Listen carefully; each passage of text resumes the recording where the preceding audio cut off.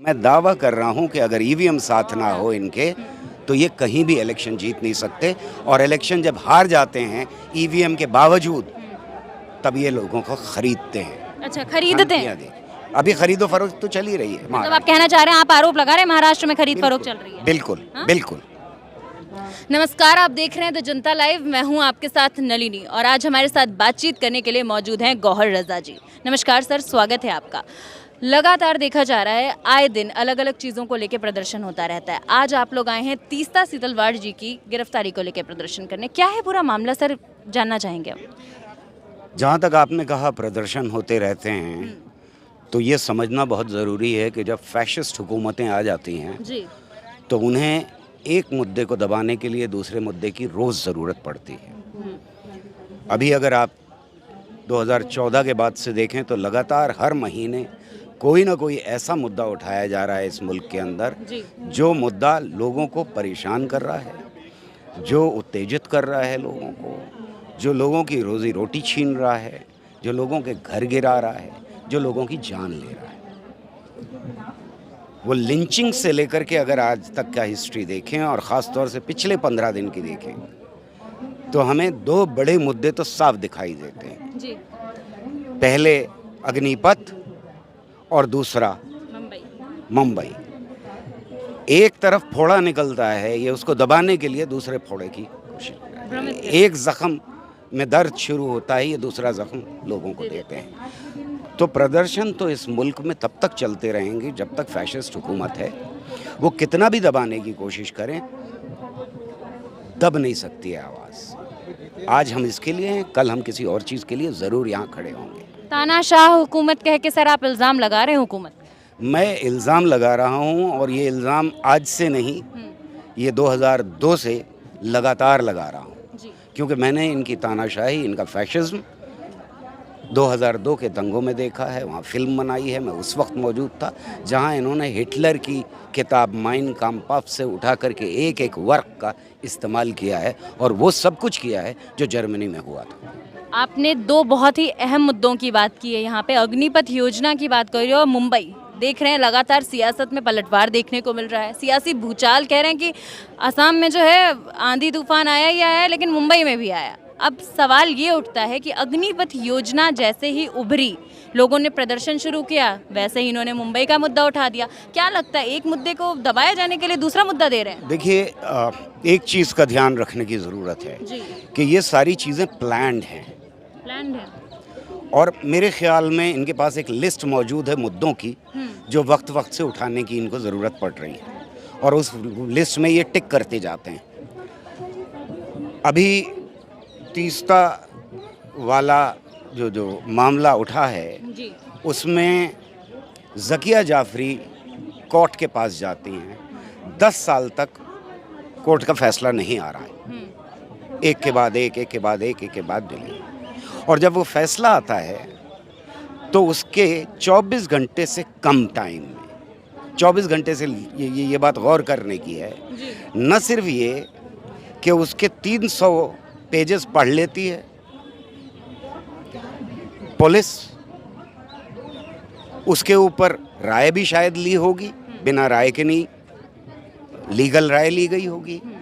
10 page की FIR बनाना आसान काम नहीं होता है, और फिर उसके बाद अरेस्ट करना, ये 24 घंटे के अंदर हो जाता है।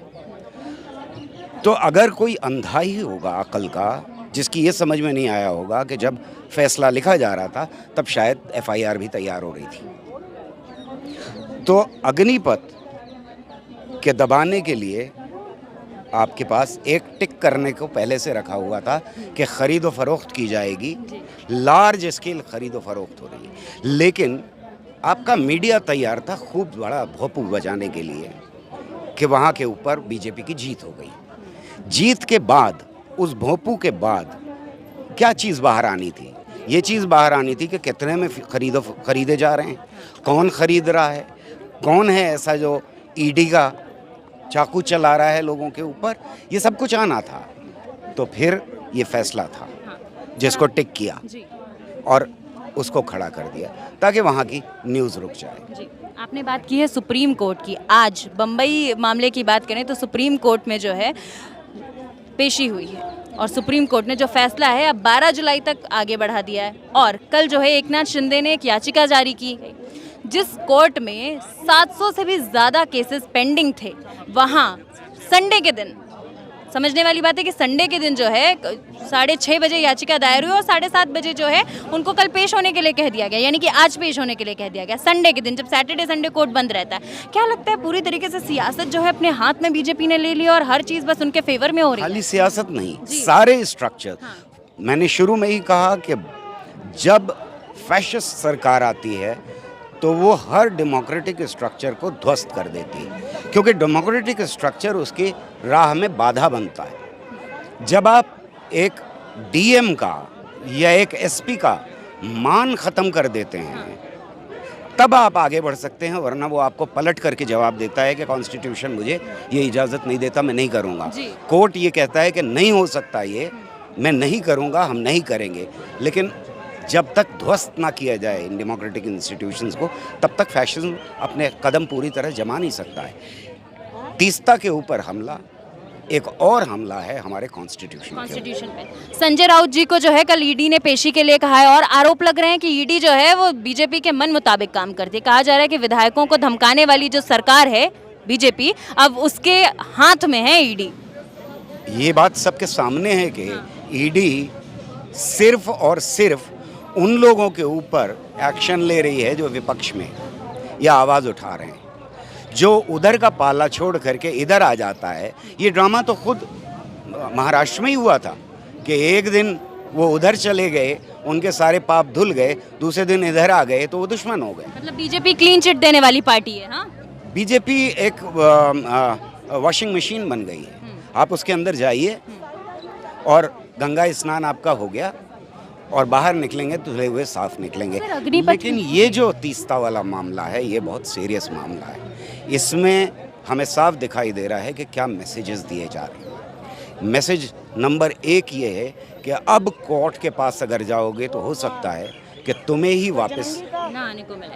सर, एक सवाल जल्दी से लेंगे। अग्निपथ को लेके आपने एक कविता भी लिखी थी, हम पहले तो वो आपसे वो कविता सुनना चाहेंगे। दूसरा सवाल कि अग्निपथ को लेके बेहद जो है माहौल गरमाया हुआ है। देश में अलग अलग जगहों पे आंदोलन देखने को मिले, धरना प्रदर्शन देखने को मिले। जो युवा है वो बेहद नाराज़ और खफा है इस योजना से।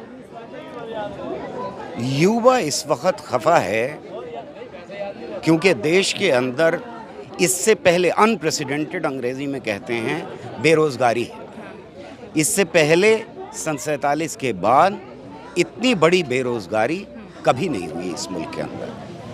अग्निपथ एक ऐसी योजना लेकर के आए हैं जो बेशर्मी से भरी हुई थी और उसने युवाओं को बेइज्जत किया है। बेइज्जत किया है इसलिए बेइज्जत किया है कि जो इस देश के लिए उम्मीद लगा करके बैठे थे कि वो सरहद पर इस देश की रक्षा करने के लिए जाएंगे। मौका तो मिल रहा है ना रक्षा करने का, आप कह रहे हैं बेइज्जत किया जा रहा है। एग्जैक्टली वो बेइज्जती के साथ उनको 4 साल के लिए कुछ दिया जा रहा है। वो आशा और उम्मीद लगाए बैठे थे कि उनको इज्जत के साथ अंदर लाया जाएगा, उस स्कीम का हिस्सा बनाया जाएगा, वो सारी मराहत दी जाएंगी जो किसी एक नौजवान को मिलती है, वो सारी इज्जत मिलेगी। बाप के मुकाबले में बेटा पहले रिटायर हो जाएगा। ये बेइज्जती नहीं है एक नौजवान की, ये बेइज्जती नहीं है एक नौजवान की। उसके बाद आरक्षण भी तो दे रहे हैं सर। आरक्षण के वादे तो बहुत पुराने वादे हैं इनके। 15 लाख का भी वादा था। अगर उसको दे रहे हैं आरक्षण तो इस स्कीम का हिस्सा बनाए ना, कहें ना कि इस स्कीम के अंदर है कि तुम्हें अगले 60 साल की उम्र तक हम जॉब देंगे, कह दें। क्यों नहीं कह रहे हैं? निजीकरण की तरफ ढकेल रहे हैं ना सर। कौन सा आरक्षण, किस तरह का आरक्षण? 4 साल के बाद इस स्कीम के अंदर डालें कि गवर्नमेंट उनको जॉब देगी, कहीं और लगाएगी, देना। ये हिम्मत नहीं है। निजीकरण की तरफ ढकेल रहे हैं क्या? बोल रहे हैं निजीकरण की तरफ तो पूरे हिंदुस्तान को ढकेला जा रहा है ताकि आरक्षण सारे ख़त्म हो जाएं और ख़ास तौर से हमारी जो दबी कुचली दलित सेक्शन है हमारी सोसाइटी का, उनके आरक्षण ख़त्म होने का षड्यंत्र है। जी डिप्टी स्पीकर ने एक याचिका पे बोला था कि ऐसा है जितने भी बागी विधायक हैं उनको जो है पेश होना पड़ेगा और जवाबदेही करनी पड़ेगी, मगर अब सुप्रीम कोर्ट का ये फैसला आ गया कि भैया देखो इस तरीके से जो है तुम सुनवाई नहीं कर सकते, तुम पूछताछ नहीं कर सकते, कोई भी फ्लोर पे सुनवाई नहीं होगी, अब 12 जुलाई को ही सुनवाई होगी। क्या लग रहा है हर तरीके से बचाव किया जा रहा है? सुप्रीम कोर्ट ने उन बागी विधायकों के परिवारों को और उनको संरक्षण प्रदान कर दिया है पुलिस का।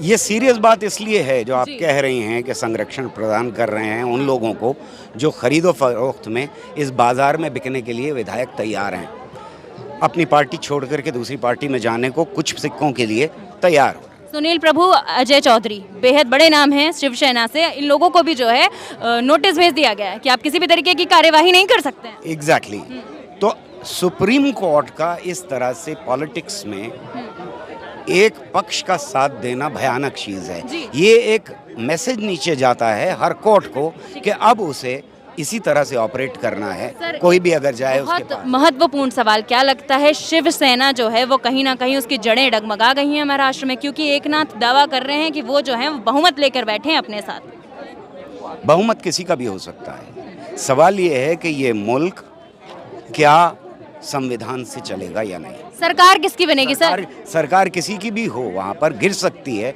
नई बन सकती है, बीजेपी आ सकती है, कल को कांग्रेस आ सकती है। क्या इस देश में आगे आने वाले वक्तों में जनता का वोट महत्व रखता है या नहीं? संजय राउत खुली धमकी दे रहे हैं कि महाराष्ट्र के से जो बागी विधायक गए हैं उनको वापस महाराष्ट्र ही आना होगा, बेशक बैठे रहो गुवाहाटी में लेकिन आना पड़ेगा चौपाटी में। ये धमकियां तो दी ही जाएंगी। अब जो पॉलिटिक्स हो रही है वायलेंस की, जिसमें लिंचिंग से लेकर के और तीस्ता को अरेस्ट करने तक का मामला सामने आ रहा है साफ, उसमें यही धमकियां चलेंगी। अब इस मुल्क में कल्चर बदल चुका है, जिसको हम पॉलिटिकल कल्चर कहते हैं, राजनीतिक कल्चर कहते हैं, वो इन्होंने आकर के 2014 के बाद बदल दिया है और अब सारी पार्टीज इसी रास्ते पर ढकेली जाएंगी। गुजरात इलेक्शंस की तैयारी तो नहीं कर रहे हैं? रातों रात विधायकों को ले जाके वो सूरत ले जा रहे हैं, हाँ, गुवाहाटी घुमा रहे हैं। गुजरात इलेक्शन हो या कर्नाटका का इलेक्शन हो जो आने वाले हैं, इनकी जिंदगी और मौत का सवाल है और वहाँ सत्ता डगमगाई हुई है, ये इन्हें बहुत साफ दिखाई। क्या बात कर रहे हैं? सत्ता कैसे डगमगाई हुई है? वो हर अगर जगह EVM ना हो हाँ, तो ये न सिर्फ गुजरात हारेंगे बल्कि आज यूपी में इलेक्शन करवा लीजिए जहां कल इलेक्शन जीते। उपचुनाव जीत गए सर। आजमगढ़ सपा की सबसे वहीं पर बड़ी सीट, जहां सपा की जड़ें एकदम पसरी हुई थी, वहां से ये इलेक्शंस हार गए हैं। आप कह रहे हैं जो सत्ता डगमगाएगी। मैं दावा कर रहा हूं कि अगर EVM साथ ना हो इनके तो ये कहीं भी इलेक्शन जीत नहीं सकते और इलेक्शन जब हार जाते हैं EVM के बावजूद, तब ये लोगों को खरीदते हैं। अच्छा, खरीदते हैं। अभी खरीदो फरोख्त तो चल ही रही है। मतलब आप कहना चाह रहे हैं, आप आरोप लगा रहे हैं महाराष्ट्र में खरीद फरोख्त चल रही है? बिल्कुल हाँ? बिल्कुल। मैं दावा कर रहा हूं कि अगर EVM साथ ना हो इनके तो ये कहीं भी इलेक्शन जीत नहीं सकते और इलेक्शन जब हार जाते हैं EVM के बावजूद, तब ये लोगों को खरीदते हैं। अच्छा, खरीदते हैं। अभी खरीदो फरोख्त तो चल ही रही है। मतलब आप कहना चाह रहे हैं, आप आरोप लगा रहे हैं महाराष्ट्र में खरीद फरोख्त चल रही है? बिल्कुल हाँ? बिल्कुल।